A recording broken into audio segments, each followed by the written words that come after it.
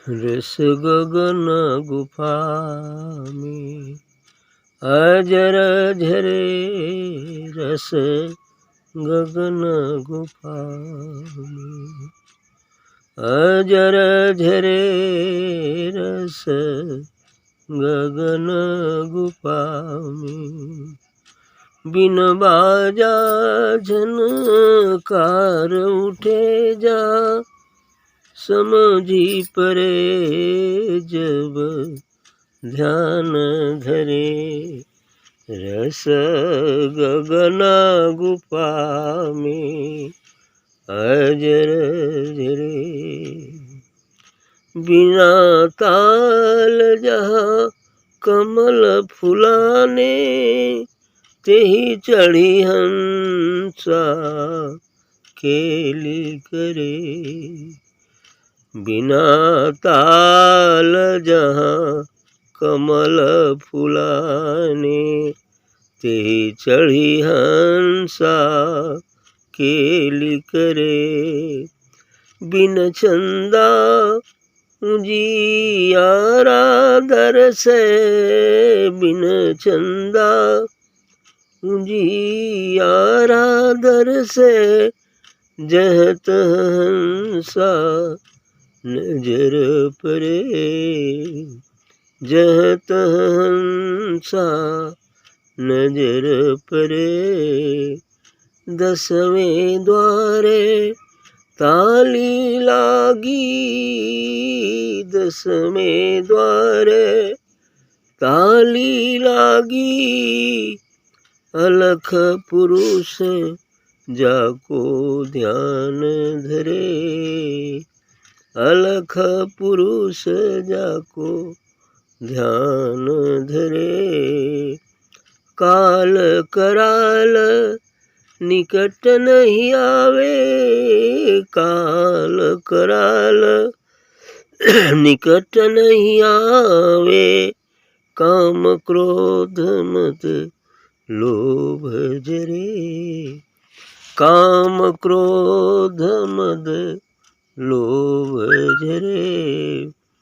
जुगन जुगन की तृषा बुझाती, जुगन जुगन की तृषा बुझाती, कर्म भरम अघ व्याधि टरे, कर्म भरम अघ व्याधि टरे। कहे कबीर सुनो भाई साधो, कहे कबीर सुनो भाई साधो, अमर होय कबहू न मरे, अमर होय कबहू न मरे। रस गगन गुफा में अजर झरे। देखिए कबीर साहब जी गगन गुफा की बात करते हैं कि रस गगन गुफा में अजर झरे। उस गगन गुफा जो उस निर्गुण का एडजेसेंट है, उसमें से वहाँ का प्रकाश गगन गुफा का 20 सूर्यों के बराबर है। लेकिन अब उसके बाद निर्वाण है, जहाँ अनंतता है, कोई सीमा नहीं है उसकी। इसलिए कहते हैं कि वहाँ से अजर अर्थात जो कभी जरता नहीं, जो कभी समाप्त नहीं होता, अर्थात वह अमृत रस झरते रहता है। बिन बाजा झनकार उठे जहाँ समझ पड़े जब ध्यान धरे। वहाँ कोई बाजा तो नहीं है, लेकिन वहाँ बहुत सारी राग रागिनियाँ बजते रहती हैं। ओंकार सोहम, सोहम की ध्वनि वहाँ से मुख्य रूप से निकलती है। और साथ ही बाजा, कोई वाद्य यंत्र तो नहीं है, लेकिन आवाज़ें होती हैं। उसी बात को बताते हैं कि बिन बाजा झनकार उठे, जब समझ पड़े जब ध्यान धरे। और उसकी आवाज़ ध्यान धरने पर हृदय से सुना जाता है, कान से नहीं सुना जा सकता, क्योंकि वो हृदय से ही उसकी आवाज़ का पता चलता है। बिना ताल जहाँ कमल फुलाने, तेई चढ़ हंसा खेल करे। इस संसार में तालाब में कमल खिलता है, लेकिन इस मार्ग में बिना ताल का कमल खिलता है, अर्थात सुषुम्ना पर सभी कमल है, अष्टकमल दल। अब उस अमृत रस की बौछार जब होना शुरू होती है, एक एक कुंडली स्वयं एवं खुलती चली जाती है, अंत में आठों खुलती है। हठ मार्ग में हर कुंडली को जागृत करके खोला जाता है, उसमें बड़ा समय लगता है, लेकिन संत मत में ऊपर से ही हम जो प्रकाश को ग्रहण करते हैं, धीरे धीरे कुंडलियाँ स्वतः जागृत होने लगती हैं, और खुलते खुलते जब आठवां खुल जाएगा, फिर शून्य में चले जाएंगे, तो अपने निस्वरूप का बोध हो जाएगा। तो कमल खिल गया। सबसे बड़ा कमल सहस्रार का है, जहाँ 16,108 पंखुड़ियाँ हैं। वहाँ का प्रकाश अन्य कुंडलियों से बहुत अधिक है।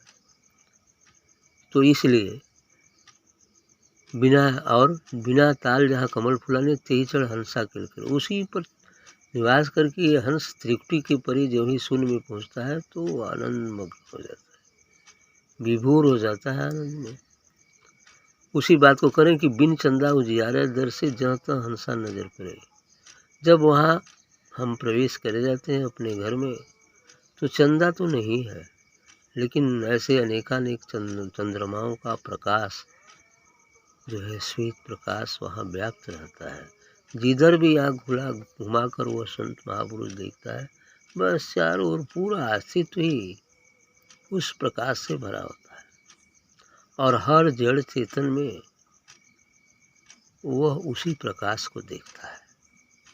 ये स्थिति हो जाती, जहाँ भी आँख घुमाता है तो प्रकाश ही दिखता है, और व्यक्ति या वस्तु नहीं दिखता है, प्रकाश ही दिखता है। बिन चंदा ध्यान की स्थिति में, बिन चंदा उजियारा दर से, जहाँ तक हंसा नजर पड़े। जहाँ वो देखता है तो बस वही अपना स्वरूप सोहम ही दिखता है, वह निर्वाण ही दिखता है। 10वें द्वारे ताली लागी, अलग पुरुष जाको ध्यान धरे। लेकिन 10वां दरवाज़ा जो है, जो त्रिकुटी पर है, यानी शून्य ही 10वां दरवाज़ा है, त्रिकुटी के परे यही 10वां दरवाज़ा है। त्रिकुटी से जब हम पार जाते हैं तो 10वां दरवाज़ा खुल जाता है, यानी जब हम शून्य में पहुंच जाते हैं तो 10वां द्वारा, ये ताली 10वें द्वारे ताली लगी, वही तो ताली लगी है त्रिकुटी के यहाँ। उसको खोल पाना बड़ा कठिन होता है, उसी जगह पर रुकावट होती है, और सदगुरु की आवश्यकता उसी जगह होती है। जब इधर से कोई भक्त वहाँ पहुँचता है तो सदगुरु की याद करता है, तो वो आ जाता है, और फिर काल को उसे मार्ग छोड़ना पड़ता है, और फिर उसी मार्ग से आगे शून्य में प्रवेश कर आत्मा अपने निस्वरूप का बोध कर लेता है।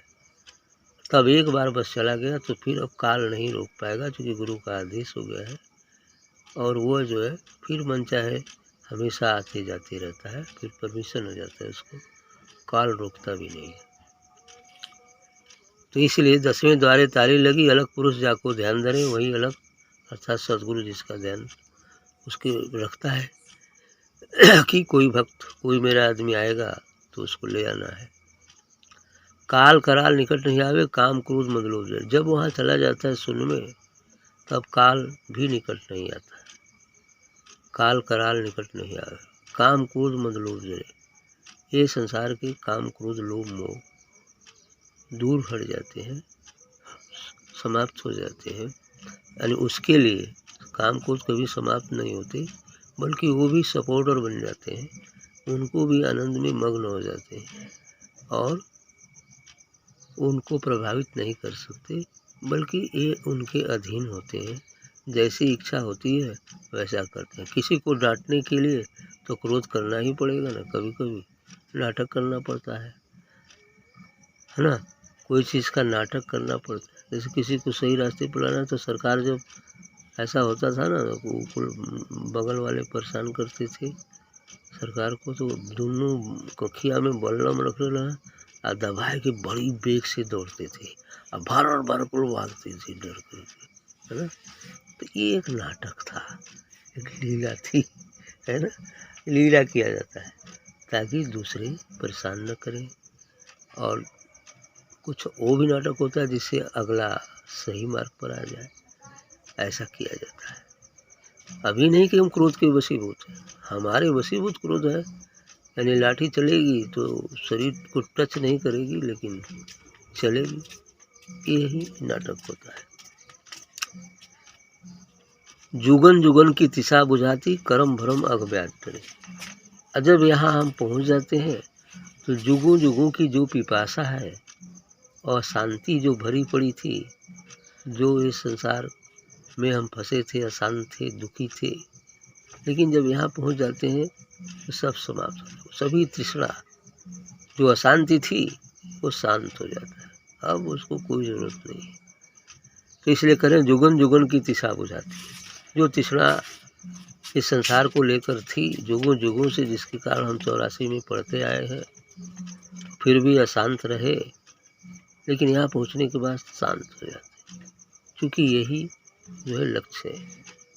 और वो अमृत रस का जो ही पान करते हैं सब शांति हो जाता है, पिपासा मिट जाती है। कर्म भरम अघ ब्याज, और जो भी संसार के लिए कर्म धर्म ये सब पूजा उपवास व्रत नियम है, ये सब समाप्त हो जाए, कोई ज़रूरत नहीं है, क्योंकि वह पहुँच चुका है अपने घर, सब हट जाता है। कहें कबीर सुनो भाई साधो, अमर होए कबहू न मरे।